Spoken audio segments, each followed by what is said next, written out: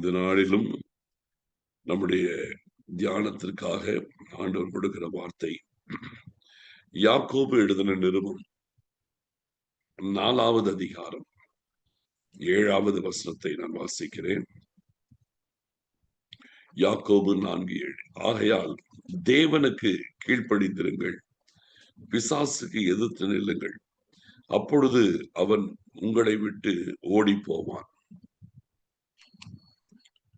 இது மிக அழகான ஒரு வசனம். தேவனுக்கு கீழ்ப்படிந்திருங்கள், பிசாசுக்கு எதிர்த்து நில்லுங்கள், அப்பொழுது அவன் உங்களை விட்டு ஓடி போவான். தெய்வ பிள்ளைகள் நம்ம ரட்சிக்கப்பட்ட உடனே பிசாசின் அடிமைத்தனத்திலிருந்து நாம மீட்கப்படுகிறோம். ஆனாலும் இந்த பிசாசனுடைய கிரியைகள் நம்ம எப்படி ஆகிலும் மீண்டும் நம்மை தன் வசப்படுத்திக் கொள்வதற்கு அவைகள் தொடர்ந்து செயல்படுகிறது. நம்ம எப்படி ஆகிலும் தன்னை தன் கட்டுப்பாட்டுக்குள் மீண்டும் கொண்டு வருவதற்கு பிசாஸ் நாவிகள் எப்பொழுதும் தேவ பிள்ளைகளை சுற்றி வந்து கொண்டே இருக்கும். 1 பேதுரு 5ஆம் அதிகாரம் 8ஆம் வசனம் சொல்லுகிறது, தெளிந்த புத்தி உள்ளவர்களாயிருங்கள், விழித்திருங்கள்.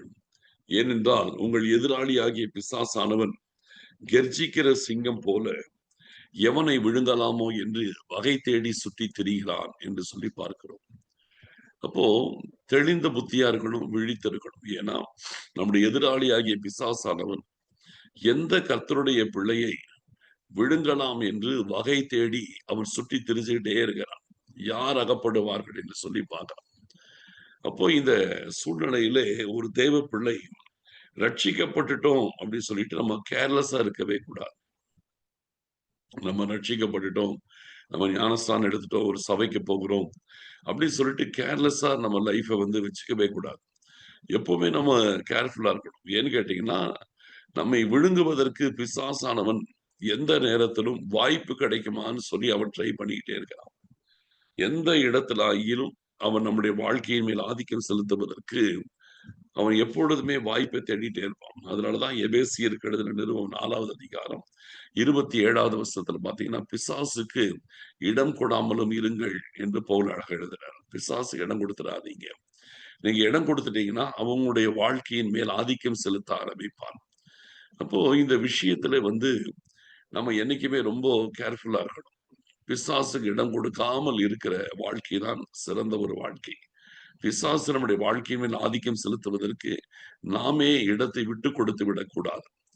நீங்க இந்த விஷயத்துல கேர்ஃபுல்லா இருந்தாதான் எப்பொழுதுமே அவனை ஜெயிக்க முடியும். ஏன்னா அவன் நம்முடைய எதிராளி என்று வேதம் சொல்லுகிறது.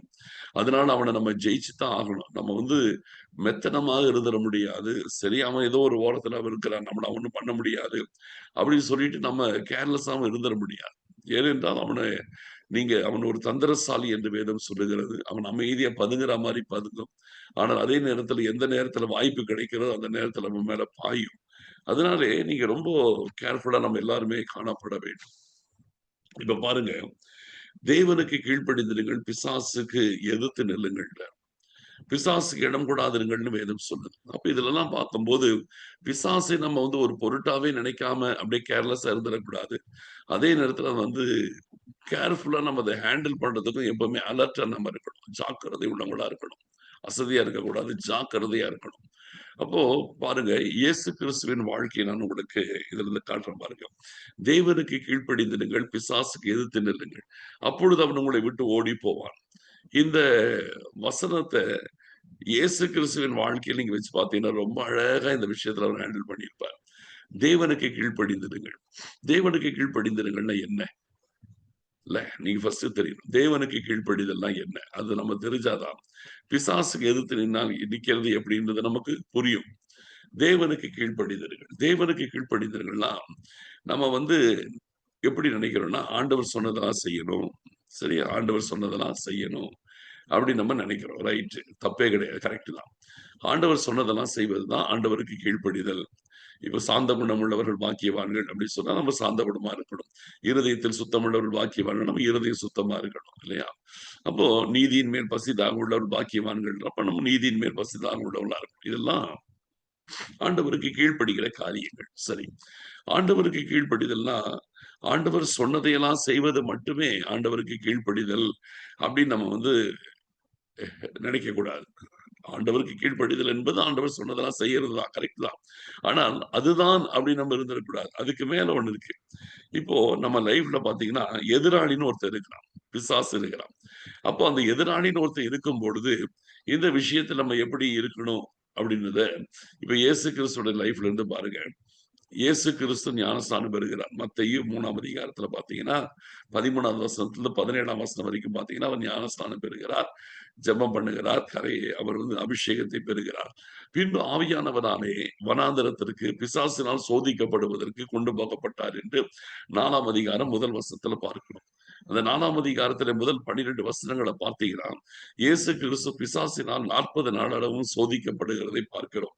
அப்ப அந்த 40 நாள் அளவும் பலமுறை அவர் சோதிக்கப்பட்டிருக்கிறார். அந்த பலமுறை இப்போ ஒரு நாளைக்கு ஒரு முறைன்னு எடுத்துக்கிட்டா கூட 40 முறை சோதிக்கப்பட்டிருக்கணும். அப்போ சோதனை எல்லாம் முடியும். இந்த நாட்கள் 40 நாட்கள் முடியும் பொழுது பிசாசு இன்னும் கடுமையாய் சோதிக்கிற ஒரு சம்பவம் தான் நமக்கு பைபிள்ல இருக்குது. மற்றபடி 40 நாளும் எப்படியெல்லாம் சோதிச்சான்றது நமக்கு பைபிள்ல நமக்கு கொடுக்கப்படல. அவருக்கு பசி உண்டான பிறகு அவன் வந்ததாக சொல்லப்பட்டிருக்கிறது. அப்போ இயேசு கிறிஸ்து எப்படி இதை தேவனுக்கு கீழ்ப்படிதலையும் பிசாசுக்கு எதிர்த்து நிற்கிறதையும் எப்படி ஹேண்டில் பண்ணார்? இப்ப பிசாசு வருகிறான். பிசாசு சொல்றான், நீர் இந்த கல்லுகளை அப்பமாக்கும். அவருக்கு பசி சாப்பிடணும் போல இருக்குது. அப்ப அந்த நேரத்திலே சொல்லுகிறான், இந்த கல்லுகளை எல்லாம் அப்பமாக்கும். எதுக்கு? சாப்பிடுறதுக்கு தான், வேற எதுக்கும் கிடையாது. அப்ப இந்த கல்லுகளை எல்லாம் அப்பமாக்கி சாப்பிடும் என்று சொல்லி அவரை தூண்டி விடுகிறான். இப்போ ஆண்டவர் சாப்பிடுகிறவராக தான் இந்த உலகத்துல வந்தார். அப்ப இயேசு கிறிஸ்து சொல்றாரு, மனுஷகுமாரன் போஜனம் பண்ணுகிறவராக வந்தார், நீங்கள் அவரை போஜன பிரியர் என்று சொல்லுகிறீர் என்றார். இயேசு கிறிஸ்து நார்மலா சாதாரணமா சாப்பிடுறவர். அவர் சாதாரணமான ஒரு லைஃப். அப்படி இருக்கும்போது இயேசு கிறிஸ்து இந்த இடத்துல அவருக்கு பசி வருகிறது, அவருக்கு அப்பம் தேவையா இருக்கிறது. பிசாசு அதை தான் சொல்றான், இந்த கல்லுகளை எல்லாம் அப்பமாக்கி நீ சாப்பிடலாமே. ஆண்டவர் இந்த இடத்துல பார்க்கிறாரு, உன் தேவனாகிய கர்த்தருடைய சமூகத்திலே மனுஷன் அப்பத்தினால் மாத்திரமல்ல, தேவனுடைய வாயிலிருந்து புறப்படுகிற ஒவ்வொரு வார்த்தையினாலும் பிழைப்பான் என்று எழுதியிருக்கிறதே என்று சொல்லி ஆண்டவர் சொல்லி அவனுடைய வாயை அடைக்கிறார். அவன் சொல்ற வார்த்தைய அப்படி அப்போஸ் பண்ணி அதை பிளாக் பண்றார். அப்புறம் அவன் அடுத்தது கட்டம் பாருங்க, தேவாலயத்தின் உப்பரிக்கையின் மேல் அவரை கூட்டி சென்று இங்கே இருந்து தாழ குதியும், ஏனென்றால் தேவதூதர்கள் போய் தம்முடைய கைகளில் ஏந்தி கொண்டு போவார்கள் என்று எழுதியிருக்கிறதே. இப்ப அவனும் வேத வசனத்தை எடுத்துக்கொண்டு இயேசு கிறிஸ்துட்டு வரான். அப்போ ஆண்டவர் அதுக்கும் வசனத்தை வச்சுதான் சொல்றாரு, உன் தேவனாகிய கர்த்தரை பரீட்சை பாராதிருப்பாயாக என்றும் எழுதியிருக்கிறதே அப்படின்னு சொல்லி மறுபடியும் வசனத்தை சொல்லி அவனை வாயடைக்கிறார். மூன்றாவது அவன் சகல ராஜ்யங்களும் அதன் மகிமைகளையும் ஒரே நிமிஷத்துல காண்பிக்கிறான். உயர்ந்த மலையின் மேல் கூட்டிக் கொண்டு போய் எல்லா ராஜ்யத்தையும் அதன் மகிமை காமிச்சு, இவைகள் எல்லாவற்றின் மேல் இருக்கிற அதிகாரத்தை நான் உனக்கு தருகிறேன் என்று சொல்லி நீ என்னை பணிந்து கொள், அப்ப எல்லாத்தையும் நான் தருகிறேன். அப்போ ஆண்டவர் பாக்குறாரு, அப்போலோ சாத்தானேன்னு சொல்லி விரட்டி அடிச்சார், ஓடிடுது. தேவனுக்கு கீழ்ப்படிதல் பிசாசுக்கு எதிர்த்து நில்லல. அப்படின்னா ஒண்ணு நல்லா புரியணும், நம்ம ஆண்டவருடைய வார்த்தை, ஆண்டவர் செய்யின்னு சொல்றதெல்லாம் கேட்டு கீழ்ப்படிதான் தேவனுக்கு கீழ்ப்படிதல் கிடையாது. அதையும் தாண்டி ஒண்ணு இருக்குது கேட்டீங்கன்னா, பிசாசு நம்மளுக்கு இன்ஸ்ட்ரக்ட் பண்ண எந்த காரியத்திற்கும் கீழ்ப்படியாமல் இருப்பதுதான் தேவனுக்கு கீழ்ப்படிதலின் அடுத்த பகுதி. ஆண்டவர் சொல்றதெல்லாம் செய்யறதுன்றது தேவனுக்கு கீழ்ப்படிதல், கரெக்ட். ஆனா அதோடு நம்ம நிறுத்திக் கொள்வதில்லை.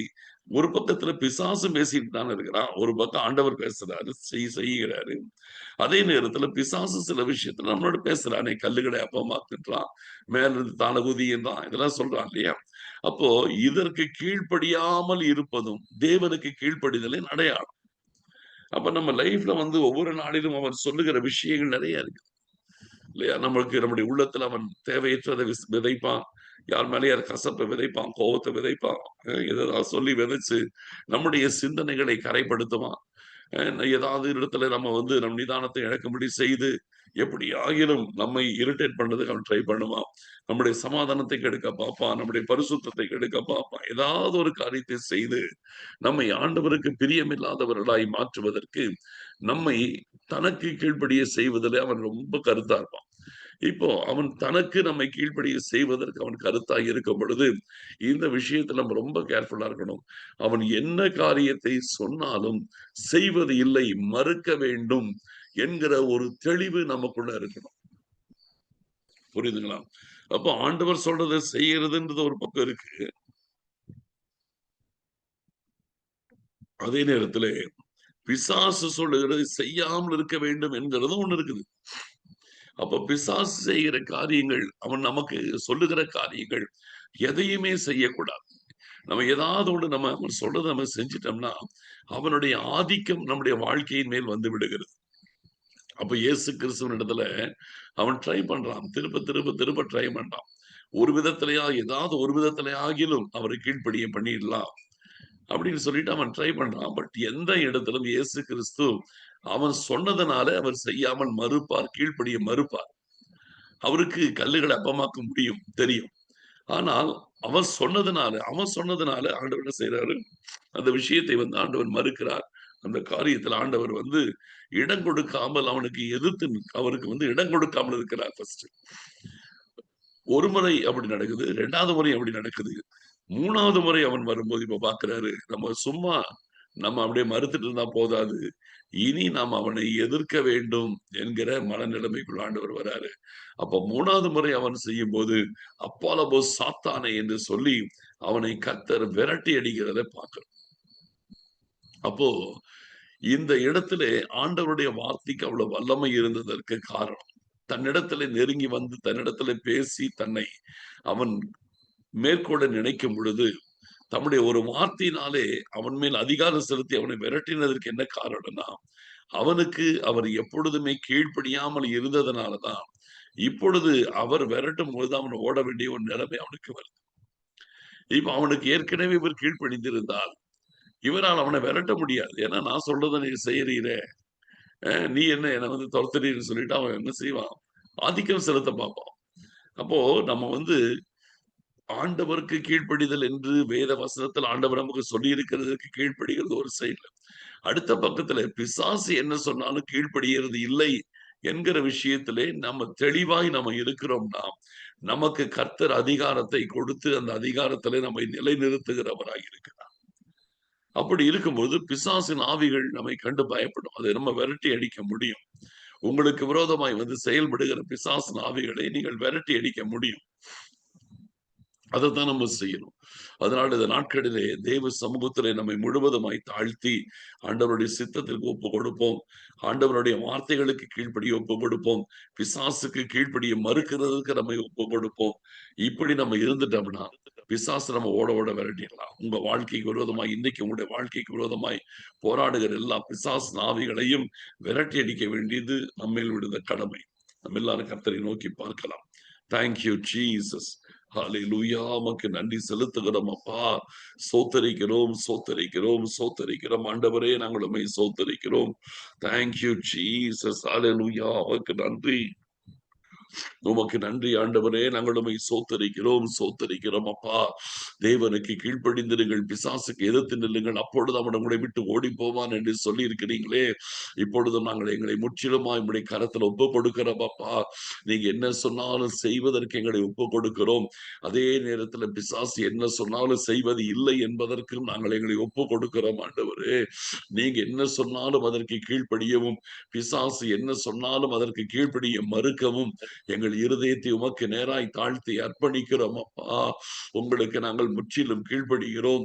பிசாசின் ஆவிகளுக்கு எங்கள் முழு இருதயத்தோடு, முழு ஆத்மாவோடு, முழு பலத்தோடு, முழு மனதோடு எல்லா பிசாசின் ஆவிகளுக்கு நாங்கள் இயேசு கிறிஸ்துவின் நாமத்தினாலே எதிர்த்து நிற்கிறோம் ஆண்டவரே. உமக்கு நன்றி செலுத்துகிறோம் பிதாவே. உங்களுக்கு இயேசு கிறிஸ்துவின் நாமத்தில் முற்றிலுமாய் கீழ்ப்படுகிறோம். எங்கள் வாழ்க்கையின் எல்லா பகுதிகளையும் ஆளுகைக்கு ஒப்பு கொடுத்து எங்களை முற்றிலுமாய் மக்கள் கீழ்ப்படிய ஒப்பு கொடுக்கிறோம் ஆண்டவரே. பிசாசின் ஆவிகளுக்கு எதிர்த்து நிற்கிறோம். அப்படி என்ன சொன்னாலும் செய்வதில்லை.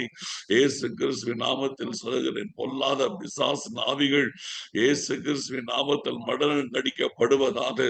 ஆண்டவரே, அவன் என்ன சொன்னாலும் நாங்கள் கேட்பது இல்லை. ஹalleluya, ஹalleluya, ஹalleluya.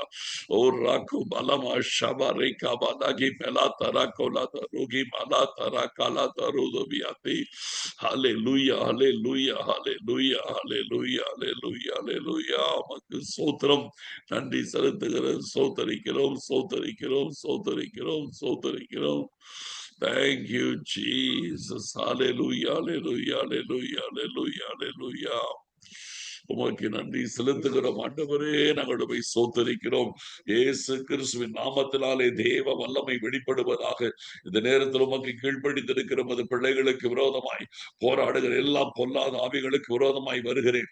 இயேசு கிறிஸ்துவின் நாமத்தினாலே எல்லா விதமான பொல்லாத பிசாசின் ஆவிகள் தேவ பிள்ளைகளாய் இருக்கிற இவர்களுக்கு விரோதமாய் போராடுகிற எல்லா அசுத்தாவிகளையும் வானத்திலும் பூமியிலும் சகல அதிகாரம் படைத்த இயேசு கிறிஸ்துவின் நாமத்தில் முற்றிலும் விரட்டி அடிக்கிறேன் இயேசு கிறிஸ்துவின் நாமத்தினாலே.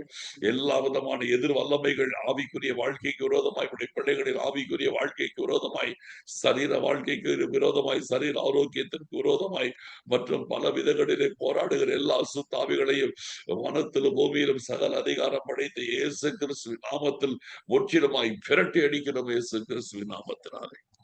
ஒவ்வொருடைய வாழ்க்கையில் ஒரு பெரிய விடுதலை உண்டாயிருப்பதாக. ஆண்டவர் பெரிய காரியங்களை செய்வதற்காக சோத்திரம். தாழ்த்தி அர்ப்பணிக்கிறோம். மகிமைப்படுங்க ஆண்டவரே. சோத்திரம், சோத்திரம், சோத்திரம், சோத்திரம், சோத்திரம். ஆண்டவரே நாங்களுமே சோத்தரிக்கிறோம். காத்துக் கொள்ளுங்கப்பா, ஆசீர்வதிங்கப்பா, வழி நடத்துங்க. நன்மையும் கிருமையும் தொடர்வதாக. நன்றி செலுத்துகிறோம், சோத்தரிக்கிறோம், சோத்தரிக்கிறோம், சோத்தரிக்கிறோம், சோத்தரிக்கிறோம். துதிகன மகிமை யாவற்றையும் நாங்கள் உமக்கு செலுத்துகிறோம். இயேசு கிறிஸ்துவின் மூலம் ஜெபிக்கிறோம் நல்ல பிதாவே. ஆமென். என் ஆத்மாவே கர்த்தரை சோத்தரி, என் முழு உள்ளமே அவருடைய பரிசுத்த நாமத்தை சோத்தரி. என் ஆத்மாவே கர்த்தரை சோத்தரி, அவர் செய்த சகல உபகாரங்களை மறவாதே. ஆமென், ஆமென். கர்த்தர் தாமே ஒவ்வொருவரையும் ஆசீர்வதிப்பாராக. இந்த இரவு 9 மணிக்கு நடக்கிற ஜெபத்தில் யாவரும் தவறாமல் கலந்து கொள்ளுங்கள். மீண்டும் நாளை காலை 5:30 மணிக்கு கர்த்தரை துதிப்போம். கர்த்தர் தாமே நம்மோடு கூட இருக்கிறார். ஆமென்.